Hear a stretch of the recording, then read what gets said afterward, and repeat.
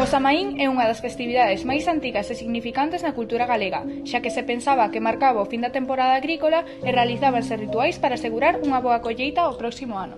Así que colledes o voso calacú, prendedes unhas cadeas e acompañádenos a esta intrigante aventura galega para descubrir máis misterios e tradición. Dentro Samaín! Benvidos e benvidas a un especial Samaín da radio Non Calamos Radio Castro, onde imos viaxar polo mundo das lendas. Neste episodio falaremos sobre como o medo nas lendas de todas as culturas servían para ensinar, protexer e transmitir valores. No caso galego, desde a famosa Santa Compaña ata as meigas e outros seres mitolóxicos.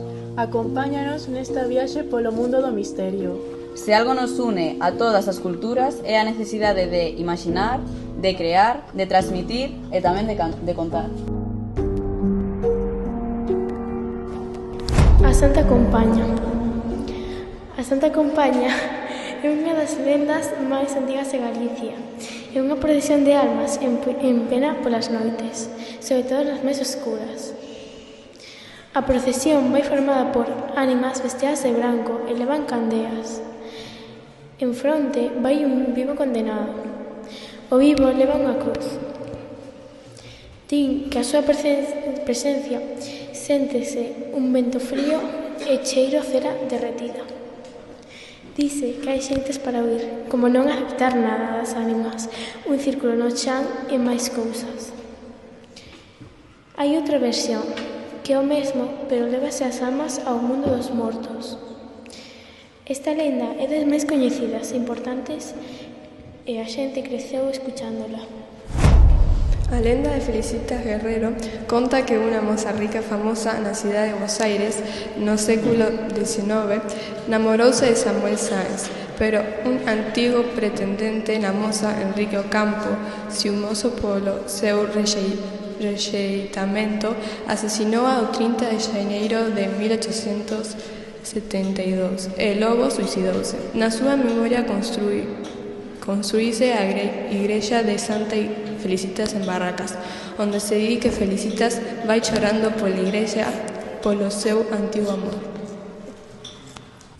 O demo de Timanfaya. Conta unha antiga lenda de Tenerife que o 1 de setembro de 1730 en Timanfaya estábase a festexar unha boda. Os afortunados desa ocasión fora unha parella do fillo dun dos habitantes máis ricos da illa e dunha fermosa moza da cal a súa familia dedicábase ao cultivo de plantas curativas. Din que, na mitade da cerimonia, unha gran explosión fixo temblar a terra. Do ceo comezaron a chover centos de roches e anacos de lava que destruíron todo o seu paso.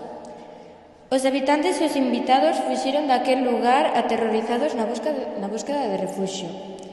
Moitos salvaríanse, pero nesta ocasión o destino quixera que a pena caíra sobre a parella xove.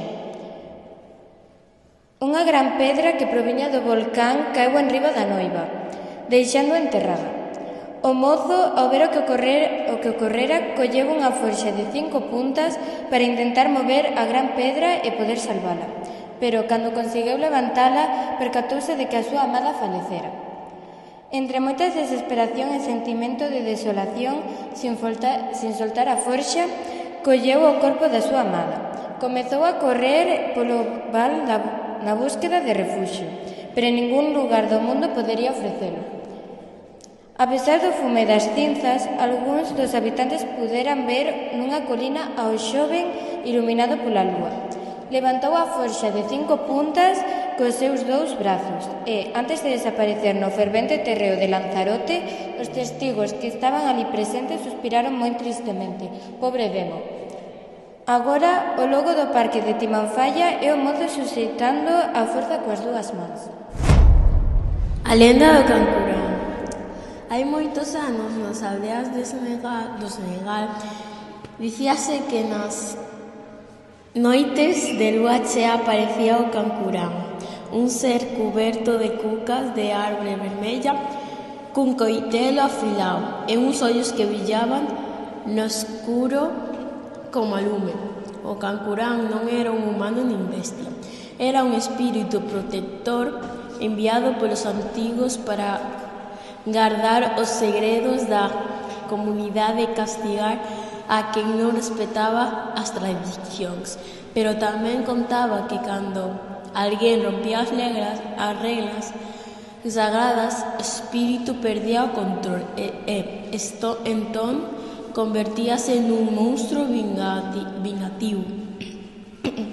Unha noite un rapaz novo chamado Bamba decidiu burlarse das cerimonias do pobo. Dixo que o Cancurán non existía e foi ao bosque prohibido, o lugar onde ninguén debería entrar despois do solpor. Ali o vento comezou a soprar con forza e escoitouse un berro grave, metálico que fixo tremer as follas. De entre as follas saliu unha figura enorme, cuberta de fibras vermellas e con unha máscara feita de madeira. O Cancurán ergueu o seu coitelo e gritou o nome de Bamba. As luces apagáronse na aldea. Eso se olleu un golpe dun tambor, repiténdose unha e outra vez hasta o amanecer. Cando os aldeáns foron buscalo, non atoparon máis que pegados ensangrentados no chan e o coitelo do Cancurán cravado nun tronco. Desde entón, cada ano polo Samaín dice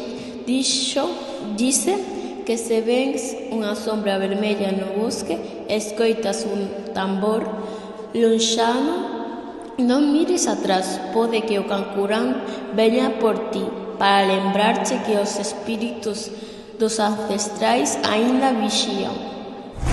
A luz mala é unha das lendas máis famosas dos folclor rioplatenses de Uruguai, pero tamén de Argentina. Consiste na aparición nocturna dunha luz brillante que flota a pouca altura do chan. Esta pode permanecer inmóvil, desplazarse lentamente ou, nalgúns relatos, perseguir a gran velocidade do observador. Moitas veces aparece a unha distancia cerca ao horizonte. Dende os tempos de unitarios e federais, a lenda da luz mala permanece presente ao longo do tempo. Na cultura popular uruguaya, persoas do campo, habitantes da montaña, automobilistas e, sobre todo, camioneiros aseguran ver algunha vez unha luz a escasos metros do chan durante os seus viaxes nocturnos. Estas manifestacións son moi temidas, xa que identifícase comúnmente a luz mala como un alma en pena, o espírito dun difunto que non recibiu sepultura cristiá. Se di que ante un encontro recoméndase dir unha oración e despois morder a vaina dun coitelo. Na tradición xitana tamén existen lendas relacionadas coa morte e cos espíritus. Unha das máis coñecidas é a do mulo, o espírito dun xitano que morreu e non pudo descansar en paz. Dice que o mulo aparece de noite sobre todos nos camiños ou preto das tendas e que lava a roupa branca ou vai montado nun caballo. O Silbón. O Silbón era un mozo das chairas venezolanas, fillo único e moi consentido polos seus pais. Un día, enfadado porque o seu pai non lle trouxo o cervo que quería para cear, matouno nun arreato de furia. Cando a súa avoa descubriu o crime, mandou que o atasen, lle deran unha boa malleira e soltaran uns cans para que o perseguiran polo monte como castigo. Dende entón, o mozo foi maldecido a vagar eternamente, convertido nun espírito errante coñecido como o Silbón. A Baba Marta é unha tradición folclórica búlgara que celebra a chegada da primavera. A lenda da Baba Marta é representada como unha anciá con cambios de humor rápidos semellantes ao tempo previsible do marzo. Cando está feliz, brilla o sol. Cando está de mal humor, o tempo vólvese frío e ventoso. Para celebrar o final do inverno e a chegada da primavera, os búlgaros intercambian martenetsi, que son adornos vermellos e brancos, tecidos que simbolizan vos deseos de saúde e felicidade. O cadejo é un can espectral, moi grande con ollos que brillan, e que leva cadeas arrastrando. Dice que aparece polas noites, en lugares solitarios, ás veces para protexer e outras para asustar. A que anda fora tarde, especialmente os borrachos ou trasnoitadores, e que existen dous cadejos. Un branco bo e protector, e outro negro, malvado e aterrador. O banano maldito de Batamán. Hai moitos anos nunha aldea esquecida entre as servas de Matamán vivía unha vella chamada Rei Mau. Cultivaba bananos nunha leira que herdara dos seus devanceiros. Pero había un banano que nunca daba froito. Era alto, retorto e as súas follas murmuraban co vento como se falasen entre elas. Un día, Rei Mau decidiu cortalo. Ao cravar o machete no talo, escoitou un berro abafado como se algo vivo sufrise. Esa noite, os bananos na leira comenzaron a podrecer e os animais da aldea fuxiron. Os nenos soñaban con sombras que se arrastraban entre as follas. Ao día seguinte apareceu un home extraño, vestido con túnicas vermellas que lle dixo: ese banano era unha porta, agora está aberta. Desde entón, cada ano na noite da lúa escura aparece un banano novo no mesmo lugar. Ninguén se atreve a tocalo. Os que o fixeron nunca volveron a ser os mesmos. En Hungría existe unha lenda sobre a líder, un ser mitolóxico que aparece pola noite. Dice que entra nas casas mentres a xente dorme e se senta no peito das persoas, provocando sensación de afogo e medo. Moitos creen que quen rouba a enerxía vital das súas víctimas ata deixalas sen